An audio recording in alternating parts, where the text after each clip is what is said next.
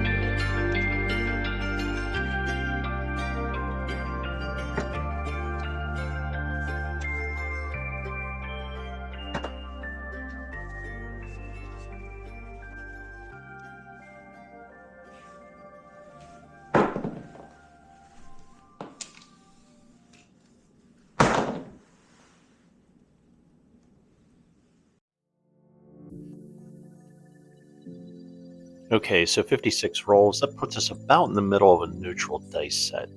We had a run of 13 consecutive rolls without seeing the 7, and while the 7 wasn't produced the most, it unfortunately outperformed expectations, which is a bad thing in the case of the 7, by rolling 17.9% of the time versus the standard 16.7% of the time. So let's look at the numbers individually.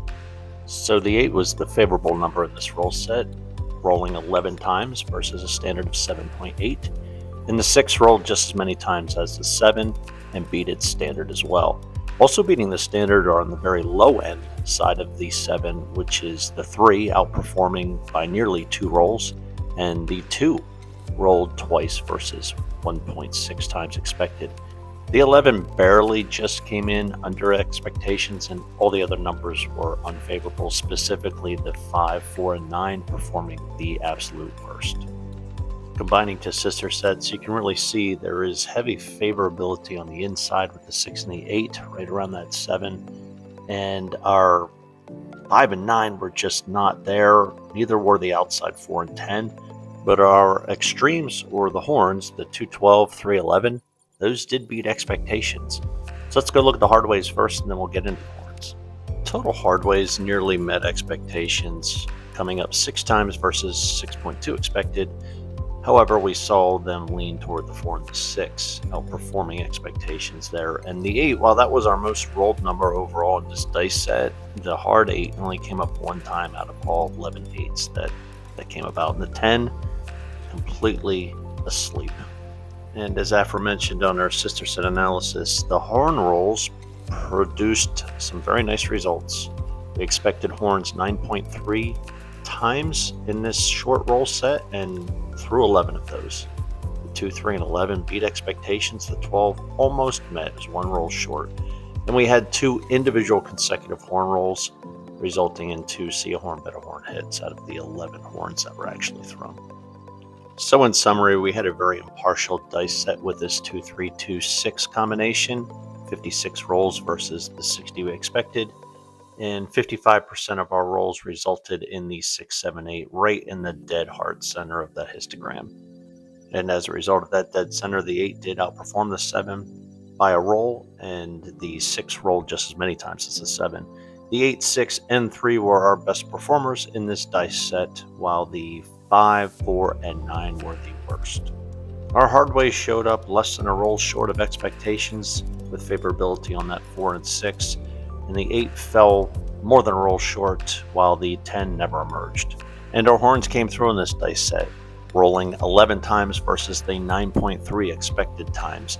The 2, 3, and 12 surpassed expectations, and the 12 was a roll short. And of those 11 horns, only twice did we have consecutive sets, each ending after just a repeat, and we threw 2 see a horn, bet a horns out of those 11 times that we would have put up money. And that's going to do it for this one. The next video we'll put together the 232X dice set and see how they all work in tandem with each other. So until next time, I hope you have a wonderful rest of your day, and we'll see you on the next episode of What Are the Odds?